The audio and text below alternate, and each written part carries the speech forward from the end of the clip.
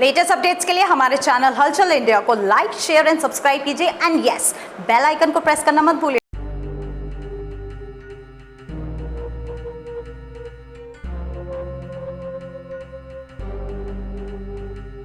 Uttar Pradesh police ने जनता की बेहतर सेवा और सुविधा देने के लिए एक यूपी कॉप ऐप का आयोजन किया गया था, जिससे लोगों को बेहतर सुविधा और सेवाएं मिल रही हैं। मगर वहीं पर इस ऐप का गलत इस्तेमाल करने वाले जो ऑनलाइन फ्रॉडर हैं, वो ऑनलाइन फ्रॉड के तहत लोगों को भ्रम में फंसाकर उनसे पैसा ऐंठ रहे हैं और कह रहे हैं सीधा सीधा कि हम हापुड़ कोतवाली से बोल रहे हैं। जगह जगह की कोतवाली का नाम लेकर लोगों से पैसे की डिमांड की जा रही है।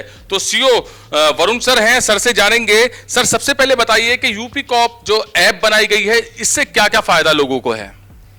यूपी कॉप आप लोगों ने देखा होगा, थानों पर उसके पैम्पलेट्स भी लगे हुए हैं। उससे आप ऑनलाइन किराएदारी सत्यापन, ऑनलाइन चरित्र प्रमाण पत्र, रैली इत्यादि के निकालने के लिए भी आप ऑनलाइन आवेदन कर सकते हैं।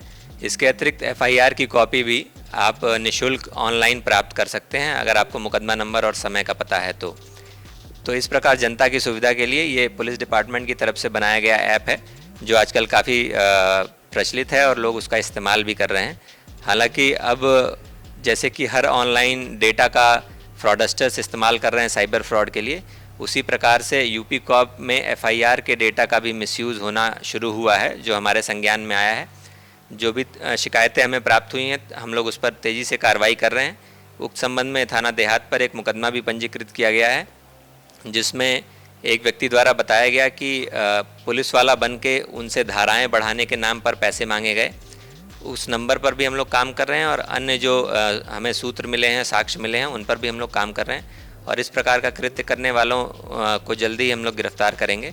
आपके चैनल के माध्यम से मैं जनता से यह अपील करना चाहूँगा कि यदि कोई पुलिस अधिकारी बन के किसी प्रकार से धाराओं के नाम पे या किसी बात पे आपको धमकाता है या पैसे की मांग करता है, तो तुरंत उसकी सूचना निकटस्थ थाने को दें या पुलिस के उच्चाधिकारियों को दें। सर, इस पर कार्रवाई चल भी रही है और जल्द से जल्द उन लोगों की गिरफ्तारी भी हो जाएगी। मगर सर, लोगों में पुलिस पर एक विश्वास जगा हुआ है, पुलिस पर विश्वास करती है, तो वहीं पर ये लोग पुलिस की छवि कहीं ना कहीं खराब करने की कोशिश कर रहे हैं। देखिए, इसी प्रकार से केवल पुलिस के लिए ही नहीं है। अभी हाल में ही हम लोग ने एक गैंग पकड़ा था, जिसमें कृषि विभाग की वेबसाइट से सोलर पंप के नाम पे पैसे दिलाने के नाम पे, सोलर पंप दिलाने के नाम पे पैसे लिए गए थे। वो डेटा भी वेबसाइट पे पड़ा था। उसके अतिरिक्त अभी एडवोकेट रोल्स भी जो वेबसाइट पे नंबर वगैरह पड़े रहते हैं, उससे भी वादी प्रतिवादी के वकील बन के लोग फ़ोन करते हैं। साइबर फ्रॉड के अलग अलग तरीके वो निकाल रहे हैं और हम लोग लगातार उनके पीछे लगे हुए हैं और उन्हें पकड़ रहे हैं। तो बस जनता से यही अपील है कि वो जागरूक रहें और इस प्रकार के किसी भी फ़ोन कॉल को इंटरटेन न करें। यदि आपको कुछ भी सत्यता उसमें लगती है तो तत्काल संबंधित डिपार्टमेंट में जा कर के उसकी एक बार गहराई से पूछताछ कर लें, तभी किसी प्रकार की आगे की कार्रवाई करें। सर, ऑनलाइन फ्रॉड बड़ी चेतावनी पुलिस के लिए भी बन गया है और लोगों के लिए तो है ही, क्योंकि उनकी भी जो कमाई है मेहनत की, वो आसानी से लुटेरों के पास चली जाती है। तो जैसे अभी कानपुर का भी गैंग हापुड़ पुलिस ने पकड़ा था, उसकी बड़ी पीसी हुई थी, जहां पर आवासीय योजना के तहत पैसे मांगे जा रहे थे, लालच दिया जा रहा था कि आपको आवासीय योजना का लाभ मिलेगा। उसमें भी 2 से 3 लोग गिरफ्तार किए थे। क्या ऑनलाइन फ्रॉड जो बढ़ रहा है, इस पर किस तरह से पूर्णतः काबू लग सकता है? देखिए, ऑनलाइन फ्रॉड की एक समस्या तो ये है कि ज्योग्राफिकली मतलब भिन्न भिन्न प्रदेशों से फ्रॉड होते हैं, ऑनलाइन होते हैं, इसलिए पुलिस की रीच भी थोड़ी मुश्किल होती है वहाँ तक जाने आने के लिए फिजिकली। लेकिन हम लोग बच सकते हैं उससे, यदि थोड़ा सा अगर वो किसी प्रकार का लालच देते हैं तो उस झांसे में ना आए और सावधानी पूर्वक ऑनलाइन ट्रांजैक्शन करें। किसी के भी कहने पर किसी भी प्रकार से ऑनलाइन पैसे ट्रांसफ़र ना करें, तो बिल्कुल ही हम लोग इस फ्रॉड से बच सकते हैं।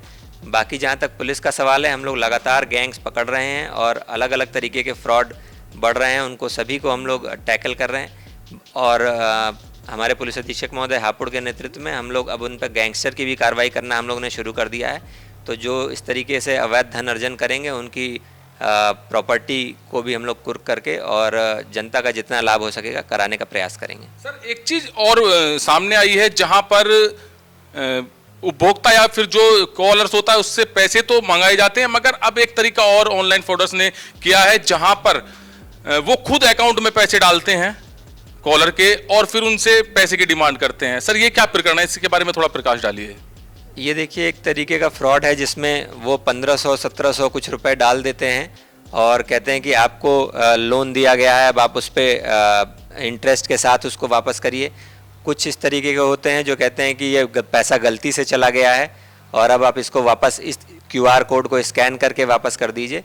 तो ये हमें ध्यान देना है कि लोन आपने अप्लाई नहीं किया है तो उसको भी इंटरटेन नहीं करना है, और अगर कोई QR कोड को स्कैन करके पैसा वापस भेजने को कहता है तो उसको भी आपको इंटरटेन नहीं करना है। जितने पैसे आए हैं आप उससे ये कह सकते हैं कि भाई हमारे पास है, अगर मेरे पास जितने पैसे आए उतने हम वापस कर सकते हैं, लेकिन आप मुझसे फिजिकली मिलो। वही जो मैंने बताया कि ऑनलाइन ट्रांजैक्शन करने में 100% से भी ज़्यादा आपको सावधानी रखनी है। और अगर आपको ज़रा भी डाउट है तो आप निकटस्थ थाने पर जा सकते हैं। हर थाने पर साइबर सेल बनी हुई है। हमारे जनपद में साइबर थाना भी, जैसा कि आप लोग को पता है, मेरठ रोड पर स्थित है।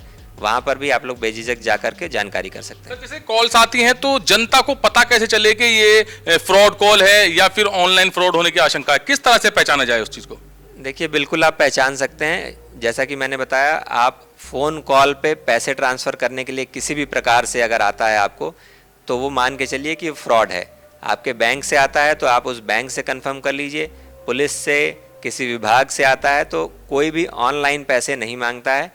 किसी भी सरकारी डिपार्टमेंट में हर चीज़ की व्यवस्था बनी हुई है, ड्राफ्ट से या अधिकारी के पास जा कर के जिस भी माध्यम से पेमेंट का गुंजाइश होता है वो करना चाहिए। ऑनलाइन पैसे आप ट्रांसफ़र ना करें केवल फ़ोन पे कहने पे, यही सबसे बड़ी सावधानी है।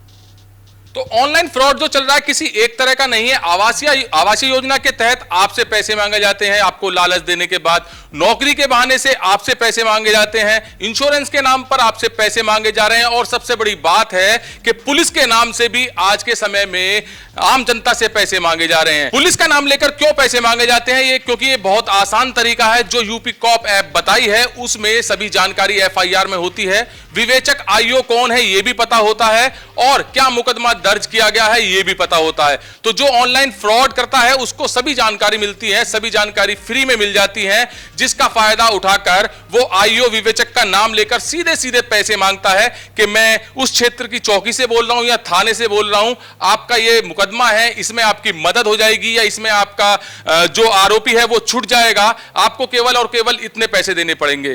तो बार कोड भी भेजता है वो, और बताता भी है कि किस नाम से बार कोड है, आप इसमें इतने रुपए डाल दीजिए। तो बड़ी चुनौती है ये पुलिस को भी, और पुलिस इस पर बहुत अच्छे से काम कर रही है, क्योंकि जो यूपी कॉप ऐप है इसको लोगों की बेहतर सुविधा देने के लिए बनाया गया है, जिसका गलत इस्तेमाल अब ऑनलाइन फ्रॉड करने वाले लोग कर रहे हैं। कैमरामैन जगवीर के साथ सुशील शर्मा, हलचल इंडिया।